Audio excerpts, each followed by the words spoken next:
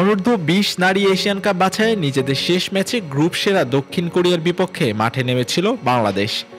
Laos national স্টেডিয়ামে সেই ম্যাচে সমীকরণ এমন ছিল যে ম্যাচ হারলেও কোয়ালিফাই করবে পিটার বাটলারের দল, যেটা শেষে চূড়ান্ত হয় চীনের বিপক্ষে লেবাননের হারের মধ্য দিয়ে। এদিন বাংলাদেশকে হারিয়ে 3 ম্যাচে 3 জয় নিয়ে আগেভাগে চূড়ান্ত পর্বে ওঠে চ্যাম্পিয়ন দক্ষিণ কোরিয়া। এদিন 6-1 গোলের হারে মাঠ ছেড়েছে আফিদা সাগরিকারা। প্রথমার্ধের শুরুতে তৃষ্ণার গোলে বাংলাদেশ এগিয়ে গেলেও ঠিক 4 মিনিট পরেই সমতায় ফেরে দক্ষিণ কোরিয়া। দ্বিতীয়ার্ধে ম্যাচের সমীকরণ নিজেদের করে নেয় 10 নম্বর র্যাঙ্কিংয়ে থাকা দলটি। ম্যাচের দ্বিতীয়ার্ধে শক্তিশালী প্রতিপক্ষের বিপক্ষে কোচ পিটার বাটলারের হাইলাইন ডিফেন্স থিওরি যেন মুখ থুবড়ে পড়েছিল এদিনের ম্যাচে। বাংলাদেশের ডিফেন্ডাররা কোরিয়ান ফুটবলারদের কাছে পরাস্ত হয়েছেন বারংবার। গোলরক্ষক স্বর্ণাও বেশিরভাগ সময় আক্রমণ প্রতিহত করেছেন ডি বক্সের সামনে এসে।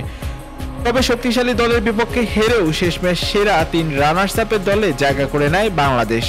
প্রথমবারের মতো অনূর্ধ্ব-20 এশিয়া কাপে খেলবে তারা।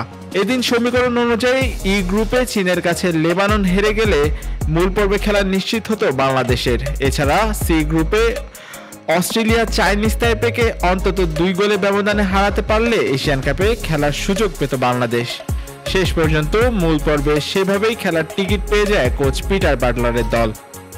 অন্যদিকে 8 গ্রুপের 8 রানার্স আপ দলের মধ্যে নেপাল, ইরান, হংকং, মায়ানমার আগেই বিদায় নিয়েছে।